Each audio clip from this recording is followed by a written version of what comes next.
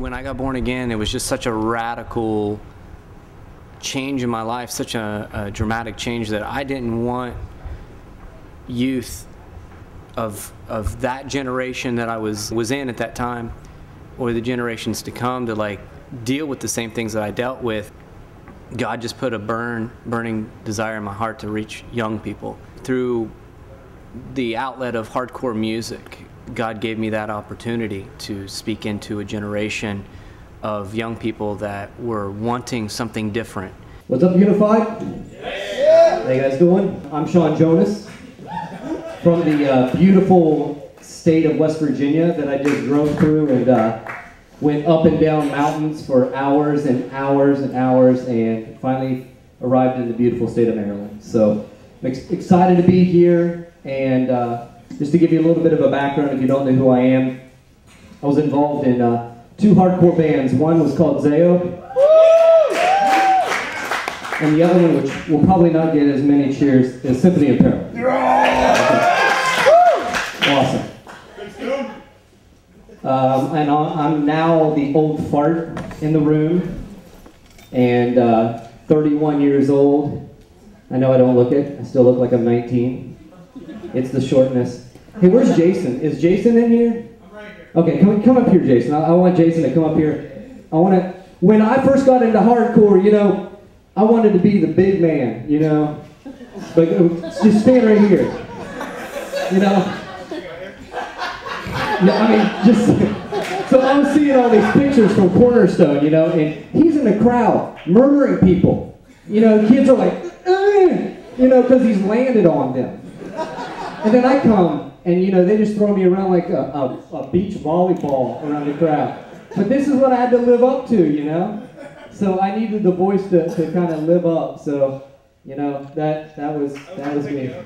There was a movement that was definitely happening in the hardcore scene, where, you know, bands like Overcome, Strong Arm, 6 Feet Deep, and Zayo and Unashamed, and bands like that were rising up, and they were saying, you know what, we're in this scene and we want respect, but we know that respect is not going to come unless we stand up for what we believe in.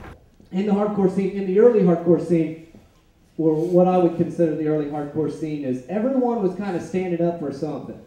You know, there was people that are standing up for straight edge, veganism, Krishna, and just different. Everyone just had something to say. And when I got involved in it, and I've seen bands like Strong Arm and 6 Feet Deep and Unashamed, and these bands that came up there, and they were just, you know, we stand for Christ. We stand up for Jesus Christ, and we're not going to back down because of these other bands that want to push forth their agenda. We're going to come forth and push our agenda. And I just refused. I refused to stand up there and let my scene, and let the scene that I was involved in be manipulated by a message that was hopeless. And but the thing about it is, you got to ask yourself the question that if you're going to stand up for Christ, and you're going to stand up for your generation, you're going to stand up in this scene, you can't be fake, you can't be pre-manufactured, you got to stand up there and be real. But the thing about it is in being real, you got to have a solid, committed relationship with Jesus Christ. Before shows, this is the thing that you didn't see. Before Zayo concerts, I would go and I would get away, and I would walk down the street, or I would find a room in a church or a VFW that we were playing, and I would just get on my face before God and said, God, let tonight not be all about me. Let it be all about you. Let you and your word speak through me as a vessel for you to work through. Change the atmosphere in this place tonight, God. Have your way. And that's why you've seen some of the most miraculous and awesome things take place. And you know what? I stand up here and I look at this banner, and I hear the bands that are singing, and the band that's about to perform. I want to let you guys know The sleeping giant, what you are doing, I have noticed. And it brings tears to my eyes because it's answer to prayer. That's who we were.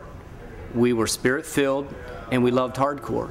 We were passionate about what we believed in, and that passion just went forward in our music and with what we said and what we did, and it was everything to us. I would say Unified Underground is an answer to our prayers from the past. Spirit-filled hardcore was not something that we put a label on ourselves. It's something that we were. Yeah.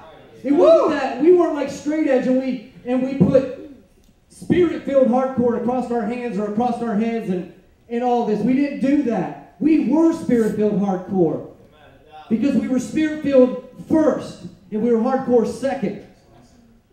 And we went forth with a message that was burning on the inside of us, just like Ezekiel. He said, "It's like fire shut up in my bones."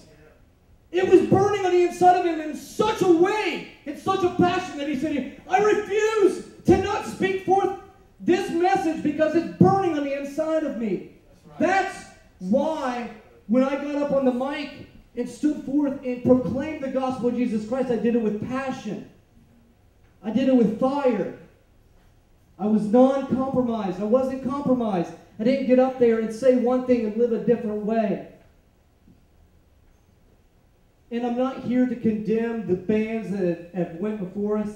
I believe there were some great bands, and their lyrics speak for themselves, and they carried it on. At least they pushed forth, and they said, "You know what, we're Christians, and we're doing this for God." I'm not condemning them, and that's, I mean, it would be useless to call this Unified Underground if we weren't unified with those bands as well. And we got to lift them up, and we got to pray for them. It doesn't, "Oh, we're praying for you, brother."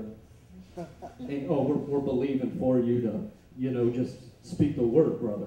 I'm so sick and tired of religion and our religious little words. "I'm praying for you." No, pray for them. Believe for them. Fast for them. Sacrifice time for them. Get on your face before them and say, "God, there's a cause." You know, this is not even, I'm trashing my notes tonight. David, before he took on Goliath, he spoke forth something. He said, "Is there not a cause?" He told this to the Israelites. He says, "Is there not a cause? Is there not a reason that this Philistine that is coming against our people is saying these things and spitting forth this venom? Is there not a cause? Is there not a reason to come forth and put a rock between his eyes?"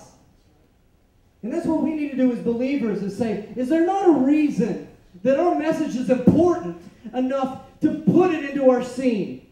To see the dead men rise. Loyal said something, the very first words that he said, and I was like, "Thank you, Jesus." He said it, "Awake, O sleeper." Awake, O sleeper. It's time to wake up. Our generation is dying around us. And we need to be a voice to our generation, not an echo of the past. We need to be a voice and not an echo. We need to stand forth for our generation and say, we are the people of God, and we have a purpose, and God is alive on the inside of us.